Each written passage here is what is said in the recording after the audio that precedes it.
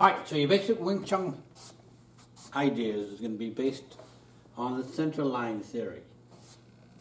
Protecting our center line, attacking their center line. Now, when we attack the center line, we may not always attack straight on. I do not prefer to attack straight on. I like to use bigger students, bigger opponents, when I do my techniques. Therefore, if we go fist to fist, they may have more energy, more power. So I prefer to step offline and re-engage. So again, their center line, my center line, right down there, intersects the body, bisects it in half. So with that in mind, when we attack, we will attack off the center line. Chain punch. Using these three knuckles here, sun boom.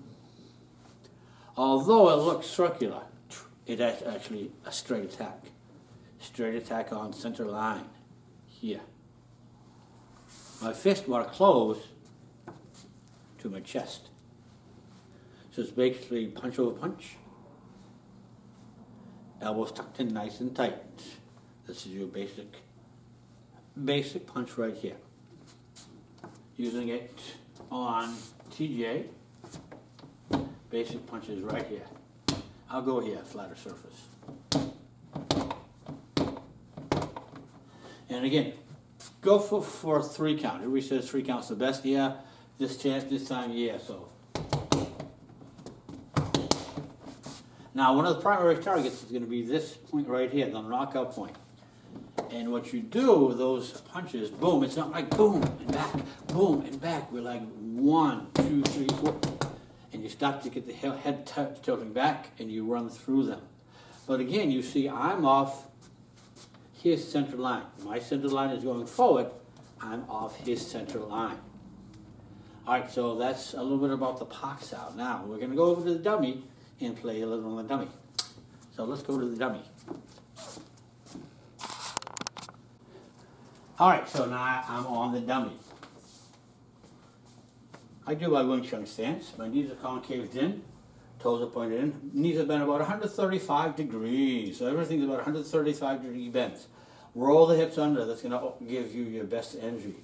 Now, one thing you want to think about doing is rooting into the ground. This is going to give your leg a springy-like feel.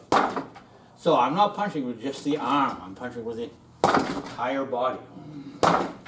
It's like a spring spiraling up through the ground. A good book to read,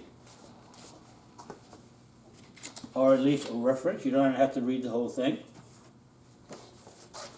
This one, Shaolin Right Train, Essence of Dr. Yang Shuing Meng, Essence of Shaolin Kung Fu, Power and Qigong. But in that book, it talks about a lot of your Ging moves, spiring of the body, turning of the body. Good concepts for any art.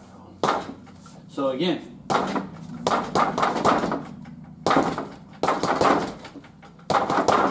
now against a larger opponent, I'm not going to stay straight on.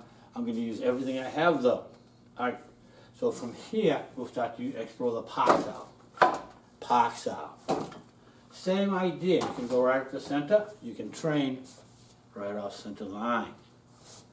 So from here, if they're coming into straight punches, pox out here.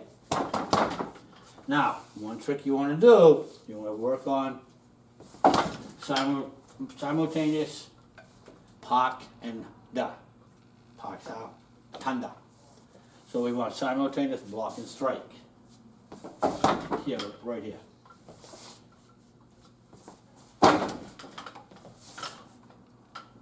And we're taking 2 V-steps. Get out, get in. This is close. Get out, get in. Now, whenever I train with my students, I always train off a jab cross, which means we got 1, 2. So this is one of the motions we want to think about. If they can come with a hook, it has to be here. So we can go park, inside, out here more. 135 degree bend in the arm. All right, so one more time. Oh, I was distracted. Excuse me, Craig. All right, so from here, one more time. And again, we'll go jab cross. 1, got it? All right, so that's your lesson for today. I'll give you another one later.